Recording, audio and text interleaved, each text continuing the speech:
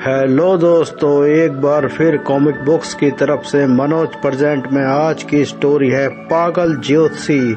तो बने रहें इस वीडियो में।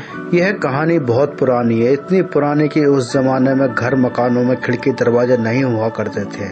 उस जमाने में मीरापुर राज्य में शंकरानंद नाम का एक आलसी ब्राह्मण रहता था। आलसी होने के साथ साथ वह निरा बुद्धू भी था। और एक दिन उसकी पत्नी बोलती, सुनो जी, तुम्हारी गृहस्थ की गाड़ी अब मुझसे नहीं खींची जाती। तुम सारा दिन चारपाई पर लेटे लेटे खर्राटे भरते रहते हो। मैं एड़ी चोटी का पसीना बहाकर तुम्हारा पेट भरूं, ऐसा कब तक चलेगा? शंकरानंद बोलता, अरे मोती, ऐसा गजब ना करना, तेरे सहारे तो मेरे घर की नैया चल रही है। क्या तू मुझे बीच मझधार में छोड़कर चली जाएगी? उसकी पत्नी बोलती है, इसके सिवा और कोई चारा भी तो नहीं है। तब शंकरानंद बोलता, आखिर मैं क्या करूं? मैं अनपढ़ हूँ, काला अक्षर भैंस बराबर, मैं पूजा पाठ भी नहीं करा सकता। और बोलता, जादू मंत्र भी नहीं जानता जिससे छू मंत्र कहकर गरीबी दूर कर देता। तब उसकी पत्नी चौंक जाती है और बोलती है, जादू की याद तुमने खूब दिलाई। तब उसकी पत्नी बोलती है, अरे जादूगर नहीं तो ज्योतिषी बन जाओ।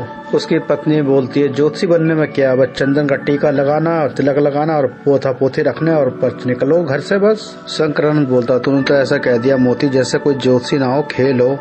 उसकी पत्नी बोलती, तुम्हें करना क्या है? हफ्ते के 7 दिनों का नाम याद रखना है। राहु केतु, धड़ है तो राहु, सिर है तो केतु, बस यह कुछ सीख लो और बन जाओ सफल ज्योतिषी। उसके बाद उसे मनवा लेती है और बोलती, मैं घर जा जाकर लोगों के घर में काम करती हूँ, तुम्हारा प्रचार भी कर दे करूंगी कि तुम ज्योतिषी बन गए, फिर देखना मेरा कमाल। तो शंकरानंद बोलता, अच्छा मोती, जैसा तुम ठीक समझो। उसके बाद मोती हर घर जाकर प्रचार कर देती है और आकर अपने शंकरानंद से बोलती है, देखो जी, तुम्हारी ज्योतिषी विद्या के डंके मैंने घर घर जाकर बजाकर आ गई, अब तुम मेरी चतुराई का कमाल देखना। उस रात मोती सोचती हुई घर से बाहर निकलती है और पड़ोस के घर ललिता के यहाँ पहुँच जाती है और उसकी गाय खोलती है और पास के बाग में उसे बांध कर आ जाती है। उसके बाद सुबह जब ललिता उठती है, गाय नहीं होती तो वह परेशान हो जाती है और अपने पति से बोलती है, हमारी गाय कौन ले गया, कोई कसाई तो नहीं ले गया? उसके बाद ललिता सोचती है, कल मोती कह रही थी कि उसका पति शंकरानंद ज्योतिषी बन गया, चलो उसके पास जाते हैं, शायद कुछ मदद कर दे। ललिता को घर आते देख मोती शंकरानंद के कान में कुछ कहती है। उसके बाद ललिता ज्योतिषी से बोलती है, पंडित जी, पता करके बताओ कि हमारी गाय कौन ले गया, मिलेगी या नहीं मिलेगी? तो ज्योतिषी बोलता, मैं अभी पोथा पोथी देखकर बताता हूँ। और शंकरानंद को देखकर उसकी पत्नी मोती सोचती है, पंडित जी तो पोथी पत्रा ऐसा देख रहे हैं जैसे वाकई में जानते हैं सब कुछ। उसके बाद पंडित जी बोलते हैं, ललिता भाभी, तुम्हारी गाय खोलकर कोई चोर पास के बाग में बांध कर आ गया है, जाओ उस बाग में जाओ और अपनी गाय खोल लो। तो ललिता बड़ी खुश होती है, पंडित जी, आखिर ऐसी नीच हरकत किसने करी होगी? उसके बाद पंडित जी बोलते हैं, ललिता भाभी, तुम्हें आम खाने से मतलब है, गुठली गिनने से नहीं। तुम जाओ अपनी गाय खोल लो, चोर भी कोई भी होगा, उससे तुम्हें क्या फायदा? और प्यारे और ललिता बाग से अपनी गाय खोल कर ले आते हैं और उसके बाद पंडित जी के पास जाते हैं और बोलते हैं, शंकरानंद भाई, तुम्हारी दया से हमारी खोई हुई गाय बाग में मिल गई। उसके बाद ललिता 2 चांदी के सिक्के निकाल कर पंडित जी को देती है। पंडित जी बोलते, ललिता भाभी, इसकी कोई आवश्यकता नहीं थी, पर तुम इतने अपनेपन से दे रही हो तो मैं लिए लेता हूँ। उसके बाद गांव में मोती रात को जाके सभी के गाय भैंस इधर उधर बांध के आती है और पंडित जी को बता देती है। पंडित जी सबका समाधान कर देते हैं और धीरे धीरे उनका पैसा आने लगा। लेकिन अगले दिन उनकी खुशी कपूर की तरह उड़ गई, क्योंकि एक बंदा आता और बोलता, पंडित जी, मेरा गधा खो गया है, मैं उसे खोज खोज कर हार गया, पर वह कहीं नहीं मिल रहा। आप जरा पोथी पत्रा देखकर बताइए, मेरा गधा मिलेगा भी या नहीं मिलेगा? तब ज्योतिषी बोलता है, मैं तो मुसीबत में फंस गया, गधे के बारे में तो मुझे कोई जानकारी नहीं है। तभी पंडित जी की पत्नी मोती बोल पड़ती है कि गधे के लिए जानकारी निकालने के लिए हमें रात में माँ जगदम्बा की पूजा करनी पड़ेगी। और मोती बोलती है, कल सुबह आओ, कल तुम्हारे गधे का पता चल जाएगा। उसके जाने के बाद पंडित जी बोलते हैं अपनी पत्नी से, भगवान अब क्या होगा, सिर मुड़ाते ओले पड़ गए, कल सुबह क्या जवाब देंगे? पत्नी बोलती है, ये तो सचमुच ही ठीक नहीं हुआ, कल को सबके सामने झूठ की पोल खुल ना जाए। रात में दोनों को नींद नहीं आ रही थी, बस सोच रहे थे कल सुबह क्या जवाब देंगे। मगर तभी उन दोनों के उधेड़बन में थे, तभी बाहर से ढहचू ढहचू की आवाज आती है। पत्नी बोलती है, लगता है घर के बाहर कोई गधा आ रहा है। दोनों दरवाजा खोलकर बाहर आते हुए देखते हैं गधा। पंडित जी बोलते हैं, अरे ये तो कल्लू धोबी का खोया हुआ गधा है। तो मोती बोलती है, चलो भगवान ने लाज रख ली हमारी। उसके बाद उस गधे को वो बांध देते हैं। उसके बाद सुबह पंडित जी कल्लू को बताते हैं, कल्लू, कल हमने माँ जगदम्बा का जाप किया, जिसके तप से तुम्हारा गधा स्वयं ही खिंचा हुआ हमारे पास चला आया। तो कल्लू बोलता, वाह ज्योतिषी, आप तो बहुत बड़े ज्ञानी निकले। उसके बाद धीरे धीरे ये खबर फैलती गई कि ज्योतिषी पंडित बहुत महान है, सब कुछ पता लगा लेते हैं। तो वो खबर राजा के पास ही पहुंच गई। राजा कहता, उसे बुलाओ, ऐसे ज्ञानी से आप मिलना चाहते हैं। उसके बाद राजा का सेवक पंडित जी के पास आता और बोलता, महाराज ने आपको याद किया है। पंडित जी बोलता, महाराज ने बुलाया है मुझे। और सेवक के जाने के बाद पंडित जी दौड़ता हुआ मोती के पास आता और बोलता है, महाराज ने मुझे बुलाया है, अब लगता है दरबार में मेरी खूब हंसी उड़ेगी। तब उसकी पत्नी मोती बोलती है, तुम डर क्यों रहे हो राजा से? वो तो वैसे भी बहुत मूर्ख और चापलूस से घिरा रहता है, उसे डरने की कोई जरूरत नहीं है। दरबार में जाकर तुम वही करना जो मैं तुम्हें समझाती हूँ। उसके बाद पंडित जी मोती सब कुछ समझकर दरबार में आ जाते हैं। उसके बाद राजा पंडित जी से बोलते हैं, हमने सुना तुम बहुत ज्ञानी हो और सब कुछ जानते हो।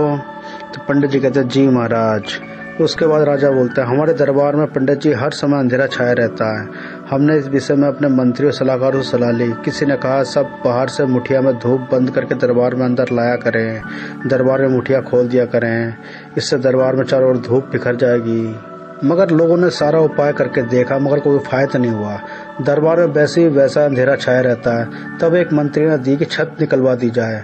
हमने ये भी करके देख लिया, जिससे दरबार में रोशनी तो फैल गई, मगर वहाँ तरीका कारगर सिद्ध नहीं हुआ, क्योंकि एक दिन वर्षा हुई और दरबार में सारा पानी भर गया। उसके बाद राजा बोलता, पंडित जी अब तुम ही कोई रास्ता बताओ हमें। पंडित जी बोलते, रात को माँ जगदम्बा की पूजा करनी होगी, सुबह आकर बताऊंगा आपको। राजा बोलता, ठीक है, हम तुम्हें कल तक का समय देते हैं। घर आकर पंडित जी मोती को सारी बात बता देते हैं। मोती सोचती है, बड़ी टेढ़ी समस्या है ये तो। अब पंडित जी बोलते हैं, कल क्या जवाब देंगे हम उसे। तभी अचानक मोती की दृष्टि आंगन में सूखती हुई धोती पर पड़ती है और सोचती है, अरे धोती के फटे हुए छेद से सूर्य का प्रकाश छनकर दूसरी ओर आ रहा है। अगर ऐसे बड़े बड़े छेद दरबार के हॉल में कर दिए जाए तो अंधेरे का समस्या दूर हो जाएगी। और ये बात मोती पंडित जी को बोल देती है और अगले सुबह पंडित जी राजा को बोल देते हैं। राजा ये सुझाव सुनकर बहुत खुश होता है और उसी समय राजा के आदेश पर मजदूर दीवारों में छेद करने शुरू कर देते हैं। और छेद बड़े बड़े कर देने के बाद सूर्य का प्रकाश दरबार में आने लगा और अंधेरा वहाँ से हट चुका। राजा बहुत खुश हो गया। उसके बाद राजा बोलते हैं, पंडित जी आप तैयार हो जाओ, अब तुम्हारी ज्योतिषी विद्या की परीक्षा लेंगे। तो पंडित जी सोचते हैं, मारे गए। उसके बाद राजा बोलता है, पंडित जी ज्योतिषी विद्या से बताओ कि हमारी मुट्ठी में क्या बंद है। पंडित जी सोचता है, अब नहीं बचूंगा लगता है, और घबराहट में मुंह से निकलता, हाय रे मोती, अब तो मैं गया। और राजा बोलता, मान गए पंडित जी, तुम बुद्धिमान होने के साथ कुशल ज्योतिषी भी हो, हमारी मुट्ठी में सचमुच मोती ही था। और पंडित जी मन में सोचते, भगवान तू बड़ा दयालु, आज तूने फिर मुझे फांसी के तख्ते से जीवित उतार दिया। और राजा बोलता, आज से हम पंडित जी को राजकीय ज्योतिषी में अपना मुख्य सलाहकार नियुक्त करते हैं। उसके बाद पंडित जी घर आकर सारी बात मोती को बताते हैं। मोती बड़ी खुश होती हुई बोलती है, देखा हमारे भाग्य किस तरह खुल गए हैं। उधर दूसरी ओर राजा के चारों ओर रहने वाले चापलूस पंडित जी के विरुद्ध गुप्त मंत्रणा कर रहे थे। इस प्रकार धीरे धीरे 1 महीना बीत गया। मोती और शंकरानंद अब महल में रहने लगे थे। एक दिन पंडित जी जब राजा से मिलने उनके कक्ष के बाहर पहुंचे तो दरवाजे के छेद से उन्होंने अंदर की वार्तालाप सुनना चाहा। कक्ष के अंदर मंत्री महाराज से बोलते हैं, आजकल तुम बहुत मान सम्मान देने लगे शंकरानंद को। तो राजा बोलते हैं, वह इसी योग्य है। तब मंत्री बोलते हैं, शंकरानंद के पूर्व जीवन के बारे में मैंने जांच पड़ताल करवाई है। राज ज्योतिषी से पहले, वह सलाहकार बनने से पहले शंकरानंद महाबुद्ध और अनपढ़ था, और महाराज मुझे लगता कि वह आपके साथ कोई ठगी करना चाह रहा है। राजा बोलता है, मगर शंकरानंद सारी बातें सच कैसे बोल देता है। फिर मंत्री बोलता है, इसे ही भाग्य कहते हैं राजा जी। राजा बोलता है, मंत्री जी मुझे तुम पर विश्वास नहीं हो रहा। और बाहर से शंकरानंद सब कुछ सुन रहा था और सोचता है, महामंत्री सब लोग मेरे खिलाफ राजा के कान भर रहे हैं। उसके बाद पंडित जी वहाँ से निकलकर सीधा मोती के पास जाते हैं और सारी बातें बोल देते हैं। तब उसकी पत्नी बोलती है, तो इसमें परेशान होने वाली क्या बात है। उसकी पत्नी बोलती है, लगता महामंत्री को सबक सिखाना ही पड़ेगा, तुम चिंता मत करो, उसका उपाय मैं कर लूंगी। पंडित जी बोलते हैं, तुम्हारी अकल पर मुझे पूरा भरोसा है। अगले दिन राजा की जब पत्नी नहा रही थी तभी वहाँ पर मोती पहुँचती है और मन में सोचती है, यही मौका है 9 लाख का हार उठा लूं। उसके बाद मोती 9 लाख का हार लेकर सीधा पंडित जी के पास पहुंच गई और अपनी सारी योजना बता दी। उसके बाद जब रानी देखती है वहाँ पर 9 लाख का हार नहीं था तो वह सीधा राजा के पास आती है। राजा कहता है तुम्हारा मुंह क्यों उतरा हुआ है? तो रानी बोलती है मेरा 9 लाख का हार खो गया है। इस पर राजा गुस्से में बोलता क्या वह तो हमारा पीढ़ी से चला आ रहा खानदानी हार था। रानी बोलती है वह हार मेरा स्नान घर से चोरी हो गया है। चोर की हिम्मत देखिए, चोरी करने वाला सीधा स्नान घर में घुस गया। और राजा बोलता है जाओ उस पंडित जी को बुला कर लाओ। इधर दूसरी ओर मोती योजना अनुसार महामंत्री के घर पर उसकी पत्नी के पास पहुंचती है। तब मोती मंत्री की पत्नी से बोलती है बहन रथ में बैठ के जैसे गुजर रही थी, प्यास लग गई थी, सोचा तुम्हारे घर पानी पी लूं। और मंत्री की पत्नी उसे घर लेकर आती है और बोलती है मैं तुम्हारे लिए पानी लेकर आती हूँ। और जैसे ही मंत्री की पत्नी पानी लेने जाती है मोती तुरंत 9 लाख का हार फूलदान के अंदर डाल देती है। और पानी पीने के बाद मोती मंत्री की पत्नी से बोलती है रानी जी के स्नान घर से 9 लाख का हार चोरी हो गया है। मंत्री की पत्नी बोलती है अरे चोरी कैसे हो गई? और उधर पंडित जी के पास राजा का सेवक आता और बोलता महाराज ने आपको बुलाया है। और पंडित जी को देखकर राजा बोलता है ज्योतिषी जी हमारी रानी का 9 लाख का हार चोरी हो गया, आप पत्रा देखकर बताइए यह करतूत किसकी है? पंडित जी बोलते हैं अभी लो राजन, यह बताना तो मेरे लिए बायां हाथ का खेल है। और पोथी पत्रा देखते हुए पंडित जी बुरी तरह चौंका। इस पर राजा बोलता क्या हुआ पंडित जी, आप चौंक क्यों पड़े? पंडित जी बोलते बात ही चौंकने की है महाराज। राजा बोलते क्या मतलब है आपका? पंडित जी बोलते हैं तो सुनिए महाराज, मैंने 9 लाख का हार के चोर का पता लगा लिया। राजा बोलता जल्दी बताओ वह कौन है? पंडित जी बोलते हैं 9 लाख का हार का चोर है महामंत्री। राजा बोलते क्या महामंत्री जी 9 लाख का हार के चोर है? नहीं नहीं, भला ऐसा कैसे हो सकता है? और राजा बोलता लगता है इस बार आप चूक गए पंडित जी। तब पंडित जी बोलते हैं अगर आपको यकीन नहीं तो आप मेरे संग चलिए और महामंत्री के घर पर कहाँ छिपाया हार मैं तुम्हें बता दूंगा। उसके बाद राजा और पंडित जी सीधा मंत्री के घर पहुंच जाते हैं। और राजा बोलते हैं मंत्री से मंत्री जी हमारी रानी का 9 लाख का हार चोरी हो गया। और पंडित जी बोलते हैं कि हार तुमने चुराया है। इस पर मंत्री बड़ा क्रोधित होता है और बोलता है पंडित जी झूठ बोल रहे हैं, झूठा आरोप लगा रहे हैं मुझ पर। तब पंडित जी बोलते हैं मंत्री जी ज्यादा तेज में ना आइए, मेज पे जो फूलदान रखा है उसे जरा उठाकर यहाँ पर लाइए। उसके बाद पंडित जी फूलदान को उल्टा करके 9 लाख का हार निकाल देते हैं। इस पर राजा गुस्से से मंत्री से बोलता है यह हार यहाँ पर कैसा आया? मंत्री बोलता मुझे नहीं पता महाराज जी। उसके बाद राजा गुस्से में अपनी तलवार निकालते हैं और मंत्री जी को मार डालते हैं। उसके बाद राजा पंडित जी से क्षमा चाहते हैं। उसके बाद राजा पंडित जी से क्षमा मांगते हैं कि हमने तुम्हें गलत समझा था। और घर आकर पंडित जी सारी बात अपनी पत्नी को बता देते हैं। उसके बाद पंडित जी मोती से बोलते हैं ऐसा कब तक चलेगा? महामंत्री को तो अपने जाल में फंसाकर हमने मरवा दिया, लेकिन इसका मतलब यह तो नहीं अब हमारे विरुद्ध कोई भी चाल चले और हम उसे मरवा दें। और किसी दिन राजा को हमारी कोई बात गलत लगे और वो हमारा सिर कलम करते तो? तब उसकी पत्नी बोलती है तुम शायद ठीक कह रहे हो, मूर्ख राजा हमें कभी भी अपना शिकार बना सकता है। और आगे बोलती है मूर्ख आदमी से दोस्ती भी बुरी और दुश्मनी भी बुरी। मैंने इस खतरे के खेल से बचने का उपाय सोच लिया है। मैं आज महल में जाकर प्रचारित करवा दूंगी कि तुमने पढ़ने और पूजा पाठ करने के चक्कर में तुम पागल हो गए। उसके बाद पंडित जी की पत्नी मोती राजा को आकर सब कुछ बता देती है कि पंडित जी पागल हो गए ज्यादा पढ़ने से।